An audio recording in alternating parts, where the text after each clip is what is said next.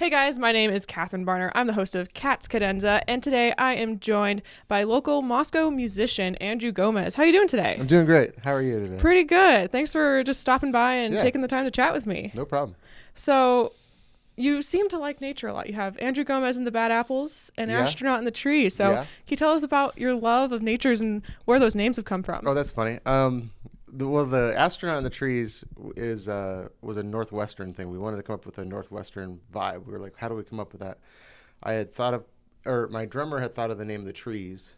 And so I had played with him as just The Trees for like 4 shows. Mm-hmm. And then we decided we were going to record, and we were looking on iTunes, and there was like 4 bands called The Trees. Okay, so you needed to distinguish yourself. Yeah. So then, since he had thought of The Trees, I have an affinity for space and stuff like that too. So I said, let's just combine 2 words, astronaut and The Trees. And okay, nice. That's all that happened, really.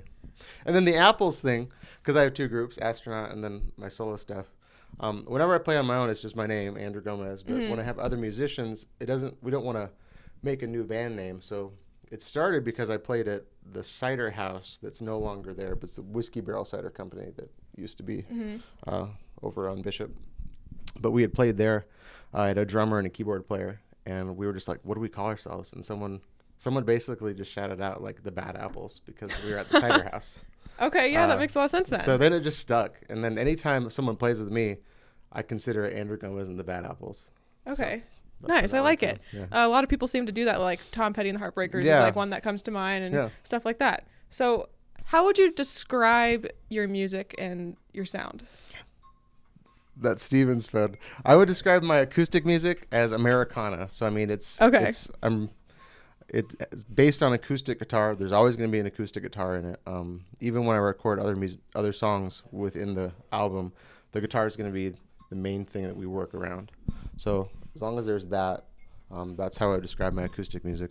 And I like to write memorable guitar parts because I'm not really that good of a singer, honestly. I've always been a guitar player, so that's where I usually write the hooks, I guess. So when did you start playing guitar then? Oh, I was about 15, I think. Okay. So it's about 22 years that I've been playing, 23 years maybe. Did you ever have any like actual classical training on it, or was it just something you decided to pick up and kind of learned yourself? I did have some training, actually. For a little while, I was going to Lewis Clark State College in the Valley, and I was taking classical guitar down there, but I had already been playing for probably 6 years when that happened. Okay. A lot of it I just was in my room just learning songs. You know, you learn a Nirvana song or you learn a Beatles song, and you just learn how to move your fingers a little bit. So a little of both maybe. When did you decide to branch out and start writing your own music? I kind of have always wanted to write my own music, even when I was first just picking up the guitar. Like I would learn something, but then immediately I was like, well, I want to make my own sound. So I would just be noodling around and making up stuff. So I've always kind of been creating since the beginning, but I didn't really take it as a serious thing to record music until probably maybe 6 years ago. Honestly, it was just I just played and I'd write songs, but no one ever heard them. They were just at my house. Well, my mom heard them. She liked them. That's what moms are for, right? Yeah. Hearing your stuff before you let anyone else. So when you first started recording, how was that process for you? Because usually a lot of people have, like when they first walk into a recording studio, it's a little stressful. I know from my personal experience, like I like totally freaked out being in front of like a mic in like such a professional setting. Yeah, the first recording I did was with Bart Budwick, and I don't know if you know who that is, but he's a fairly well-known regional, also Americana artist. But he recorded an EP with Astronaut, so he did that with us, and it was honestly really relaxing because Bart, if you know him, is just one of the chillest dudes. So we were just hanging out and playing, and when it was over, I almost like it just went super fast, you know. But as recordings have gone on, since then I've released an EP of my solo Andru stuff and a full length of the Andru stuff, and the full length. That took a lot longer. I think there was probably about 125 hours of recording that we did. Oh my gosh! Because I play the harmonica and I play the ukulele and the bass and the drums and everything. So you have to do those one at a time. Yeah, and so it takes a while. And it's under a microscope because like there was a couple times where the microphones are set up where they're set up to capture every little thing, right? So if you're playing and you're moving and like there was one time where we had to stop a bunch because I was just moving in my chair and it was creaking a little bit. Oh, and like, it could just pick it up. Hear it, the mic could pick it up, and he goes, "You're moving. You need to stop." You know. So, but luckily, I have a great producer that I work with. His name is Nathan Gola, with Kind of Records down in the Valley, and he's an incredible guitar player, great musician, great music lover. So he's just a really good person to be listening and helping me get where I need to go musically. So you've been playing a ton of shows. This summer I played quite a bit of shows. Yeah. So how was that? And are there any shows that are just your favorite that stick out in your mind? Most recently, I've just played at John's Alley, and we headlined with the Bad Apples, so it's still my solo stuff. I've played at John's Alley probably a dozen times before, but I've never been the entire night. So it's usually I team up with other acts. We're all open, or I've closed, but someone else will open. But to have 3 hours of just playing music for everybody was amazing. And we had, it was one of the busier weekends I've seen there. So it was a lot of fun. I would imagine. So that one sticks out. I would imagine playing for 3 hours would be very tiring. I don't know. Once you get up there, you're just kind of amped and you're having a good time. You need a break at some point, you know, but I don't know. It doesn't feel like work so much when you're up there. Yeah. You recently played at Modest Music Fest as well, correct? I did, yeah. How was that? That was a lot of fun. I was really excited because I actually got to open the same venue where Doug Marsh was going to be. And so I was able just to have that as a fun experience for myself. And then I did get to meet him. And if you know Built to Spill at all, like his music has been really influential for a lot of Northwestern like independent artists. Maybe, around the world, people wouldn't know him as a famous name like Beyonce, but people like me are just like, oh, Doug Marsh. So that was really exciting. I was actually a little embarrassed. I was like way too excited. He was like, he goes, "It's okay." Like he kind of patted my shoulder because I was like excited. Like, calm down, bro. No, I feel like everyone will have those experiences when they meet like one particular person where they're just like super excited to meet. But speaking of influences, who else are some of your influences? Oh, well, I think that probably the artist that's influenced me most when I think about it is probably Beck Hansen. Okay. Just because he has done so many different styles of music and done them successfully. Every album he puts out is different, but also kind of shares something where it sounds like Beck still, So he's been someone that I've always just looked up to, and always, if I have a song that I'm not sure where it's going to go, I'm not discouraged to keep working on it because I know you can have multiple projects. Actually, that's why I have Astronaut, which is a heavier project, and Andrew, just because I tend to write a lot of things, but I don't know where they're going to go yet. So that allows me to take something and make it quieter or make it louder or do whatever. Eventually, I would like to have even more projects. I want a project where I'm just playing guitar and not singing, just up there. That would be the cool. best. Having to be the front man for a project is a little difficult just because you're doing a lot more. You're singing, you're playing guitar, you're kind of having to engage the audience. Someday I'd like to just be in the background, almost like off stage playing guitar. So you're still a part of it, but not but the center attention. I don't need to be the center. So where can the audience connect with you? Well, locally, I mean, if you follow me on Facebook, I do play pretty frequently. But you can also listen to my music on iTunes and Spotify. And that's pretty easy. Most people are going to have one of those two things. And my name's spelled Andru Gomez, which is a little different than most Andrews are spelled. Makes you unique. Unique with a U. Unique, yes. So thank you so much. And we're going to do a quick set change here. And Andrew's going to play us a little set. Yep. If you enjoyed this video, make sure to click the subscribe and like button down below. I do a lot of awesome, great interviews, and go out and check out the rest of them. So Andrew's going to take it away. Thank you. All right, so this song's called College Radio. I wrote it for college radio all around the world.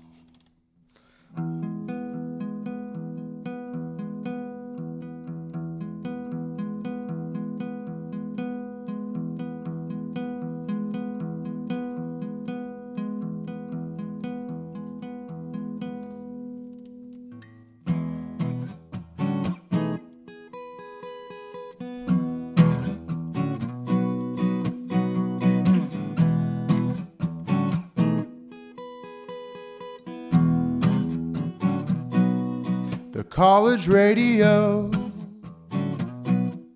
has its own cool scene. The DJs play the tracks that don't make top 40, and all those little songs spin up into the air, then trickle down to antennas and dance into our ears.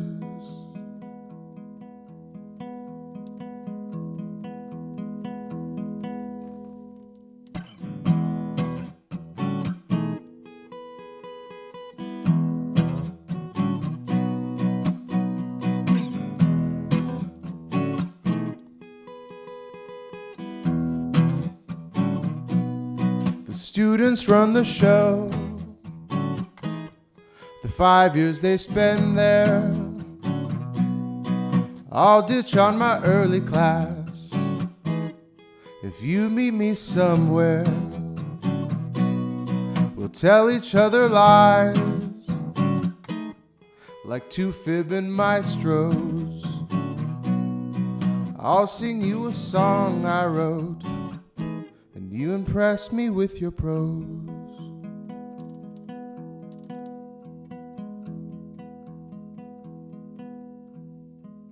Speak softly so no one else can hear.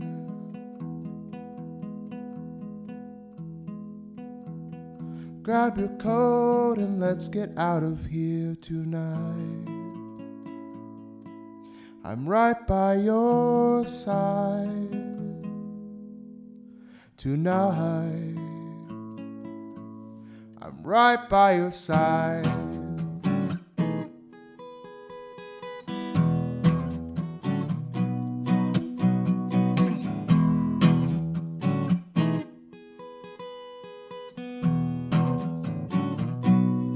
The university can teach you all about alone.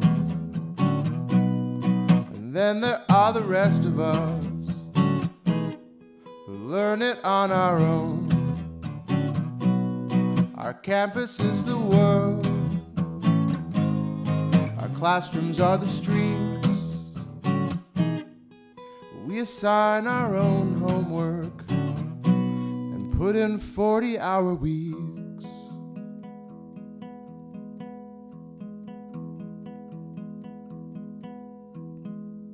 Speak proudly so everyone can hear.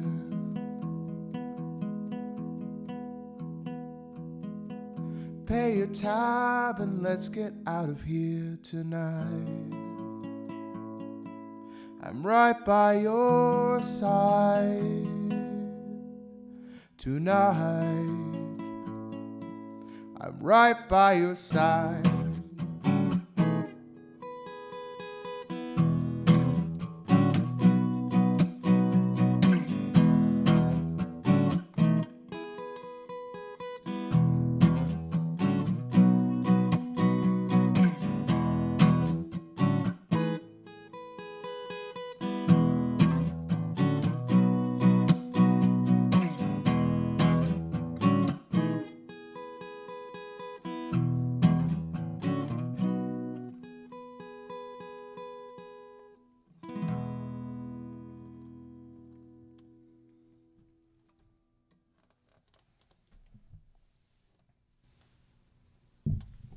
All right, this next one's called Whiskey and Clovers.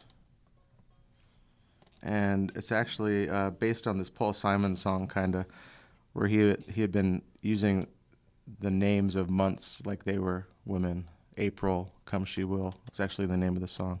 But so I start the song with a story about someone being born whose name is July. And then it's funny, a friend of mine, well, I guess someone who I kind of knew from the restaurant world, actually had a baby named July, and it was independent of that. So to them, it's kind of an important song, I guess, and it speaks to them, but we'll just play it.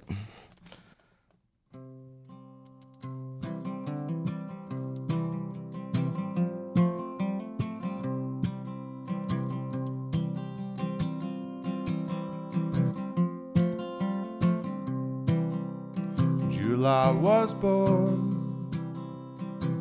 Champaign, Illinois, raised to be a Spitfire. All the boys loved her. August brought answers with her from Boise. I'll hold you closer just for you, lovely. Whiskey and clovers, over and under.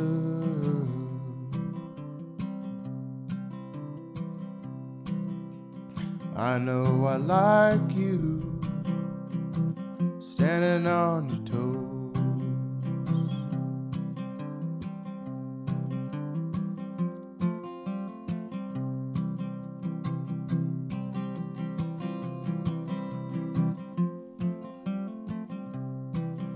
September, I'll take you down by the old square. Autumn can make you feel so much older. Whiskey and clovers, over and under.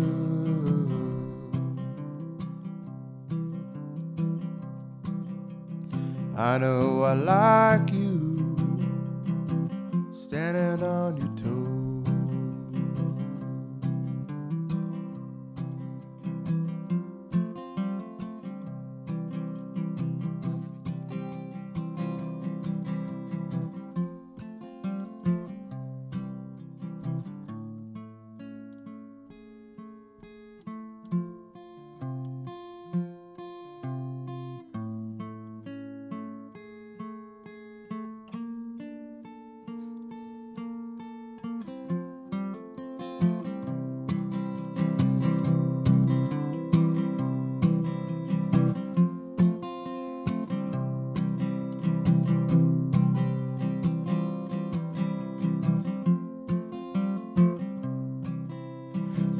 I was born in Champaign, Illinois, raised to be a Spitfire.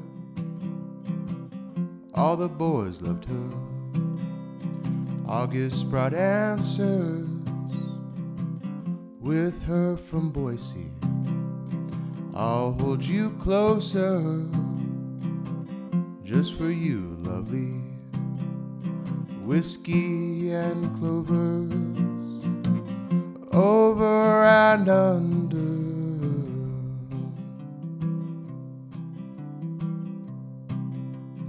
I know I like you, tugging on my clothes.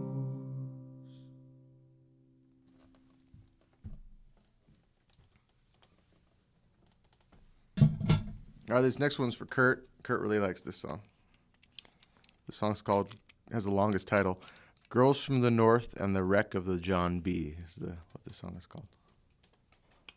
I actually mixed this one with a little bit of an old Sailors tune.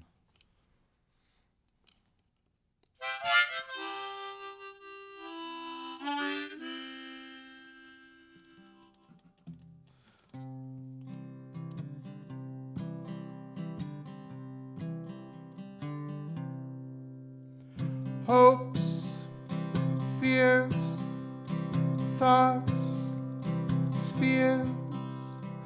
Girls from the north, they like to entertain. Keep their options open, never hesitate.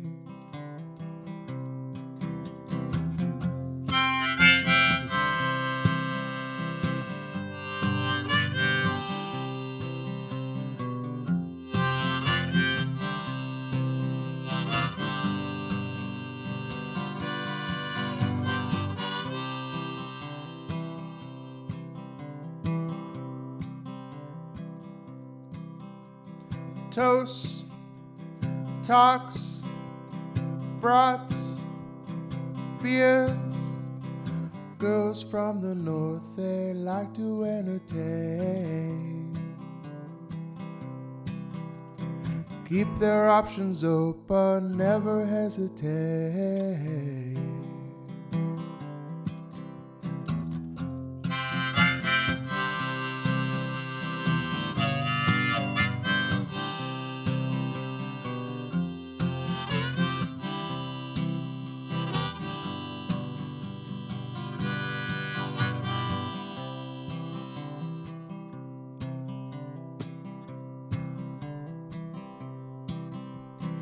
come up the sloop John B. My grandfather and me, around Nassau town we did roam. Been drinking all night, got into a fight. I feel so broke up, I wanna go home.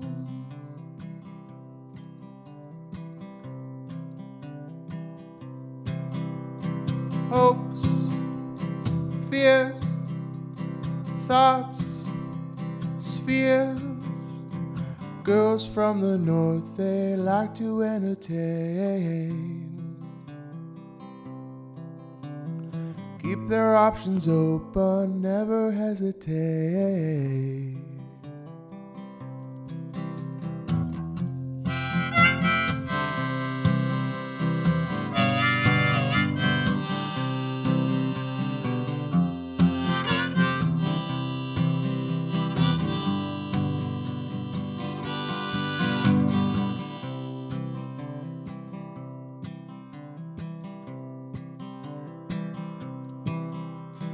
First mate, he got drunk, broke in the people's trunk. The constable had to come and take him away. Sheriff John Stone, why don't you leave me alone? I feel so broke up, I wanna go home.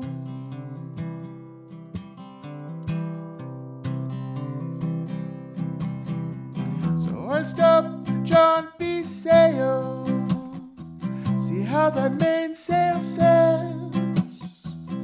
Pull the captain aboard and let us go home. I wanna go home,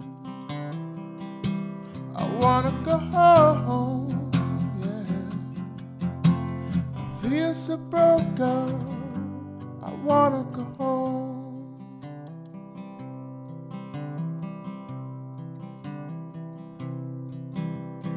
Poor cook, he got the fits. He threw away all my grits, and then he went and ate up all of my corn. I wanna go home, I wanna go home. I feel so broke up, I wanna go home.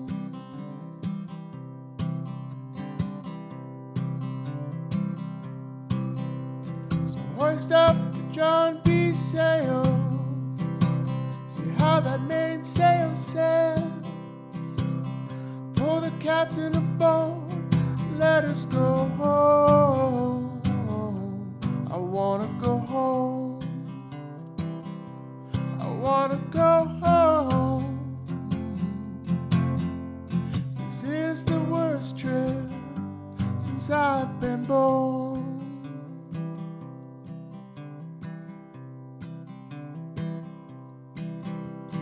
Toast, tops, brats, beers.